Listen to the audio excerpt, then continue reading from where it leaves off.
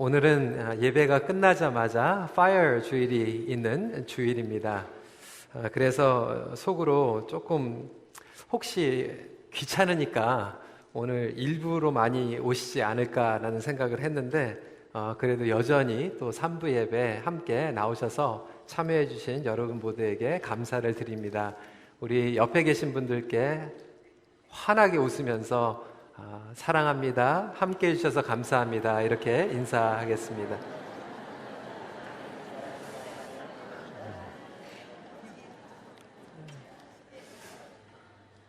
요즘 보면 그냥 제가 설교하기 바로 전에 들어오셔서 설교 끝나고 바로 나가시는 분들이 있는데 아마 오늘은 중간 정도에 들어오실 것 같습니다. 그렇지만 사랑으로 자리를 양보해 주시기를 부탁을 드리겠습니다. 예수님은 우리에게 풍성한 삶을 주십니다. 오늘 저희들이 함께 나누는 말씀은 오병이어의 사건입니다. 교회 주일학교 아이들도 이 이야기는 수십 번 들었던 그러한 내용입니다. 보리떡 5개와 물고기 2마리로 5,000명 이상을 먹이신 이 사건은 예수님께서 보여주신 표적 중에서도 가장 큰 무리가 한꺼번에 목격했던 표적이었습니다. 우리는 잘 알고 있습니다. 예수님께서 단순히 무리들을 만족시키기 위해서 기적을 베푼 것이 아님을 알고 있죠. 그렇다면 예수님의 의도는 과연 무엇이었을까요? 바로 그것은 예수님께서 풍성한 생명의 떡으로 우리에게 오셨음을 알리길 원하셨던 것입니다. 예수님은 생명의 떡이십니다. 영원한 삶과 풍성한 삶을 우리에게 주시기 위해서 이곳에 오셨습니다. 51절 말씀에 우리가 본문에 읽지는 않았지만 한 목소리를 같이 읽도록 하겠습니다. 시작. 나는 하늘에서 내려온 살아있는 떡이니 사람이 이 떡을 먹으면 영생하리라. 내가 줄 떡은 곧 세상의 생명을 위한 내 살이니라. 바로 이것을 우리에게 알려주시기 위해서 오병이어의 기적을 표적으로 보여주신 것이죠. 성도 여러분, 예수 안에서 진정한 풍성한 삶이 있음을 믿으십니까? 그 풍성한 삶이 있다라고 믿고는 있지만 왜 정작 우리의 삶 가운데에서는 풍성함을 누리지 못하며 살아가고 있는 것일까요? 어떻게 하면 예수 그리스도 안에서 풍성한 삶을 살아낼 수 있을까요? 오늘 본문을 통하여서 몇 가지 함께 나누길 원합니다. 첫 번째로 풍성한 삶을 주시기 전에 우리의 믿음을 시험하십니다. 예수님께서 큰 무리들에게 오병이어의 기적을 베푸시기 전에 먼저 제자들을 시험하고 계시는 대목이 오늘 본문에 기록이 되어 있습니다. 5절부터 6절 말씀 다시 한번 읽어보도록 하겠습니다. 시작. 예수께서 눈을 들어 큰 무리가 자기에게로 오는 것을 보시고 빌립에게 이르시되 우리가 어디서 떡을 사서 이 사람들을 먹이겠느냐 하시니 이렇게 말씀하시면 친히 어떻게 하실지를 아시고 빌립을 시험하고자 하십니다. 이 말씀을 보면 빌립을 시험하고자 하심이라고 하는 그 대목이 우리에게 또 페이 어텐션을 하게 만듭니다. 여러분, 예수님의 그 기적과 표적들이요, 사복음서에 어떠한 복음서에는 동일하게 적혀져 있는 것들이 있고 동일하게 적혀져 있지 않는 대목들이 있습니다. 그런데 예수님의 이 요한복음에 있는 표적들 가운데에서 유일하게 이 오병이어의 표적만큼은 유일하게 마태복음, 마가복음, 누가복음, 요한복음 이 사복음서에 다 기록이 되어 있습니다. 그럼에도 불구하고 제자들을 시험하고자 하셨다라고 하는 이 의도는 요한복음에서만 비춰져 있습니다. 여러분, 그렇다면 그 의도는 무엇일까요? 요한이 지금 이 말씀을 통하여서 우리에게 알려주기 원하는 인텐션이 있습니다. 모티베이션이 있습니다. 요한은 이 표적의 의미를 강조하고 싶었던 것이에요. 과연 누가 그들의 굶주림을 채워줄 수 있을 것인가? 바로 예수님께서는 오병이어의 사건을 통하여서 그들을 먹여주실 것을 알면서도 지금 이 질문을 통하여서 제자들에게 시험하고 계셨던 것입니다. 여러분, 구약에도 보면요, 이 오병이어의 기적과 같은 짝이 있는데 그것은 바로 하나님께서 친히 자기 백성들을 광야에서 시험하신 것입니다. 신명기 8장 3절 말씀을 보면 이렇게 기록을 하고 있어요.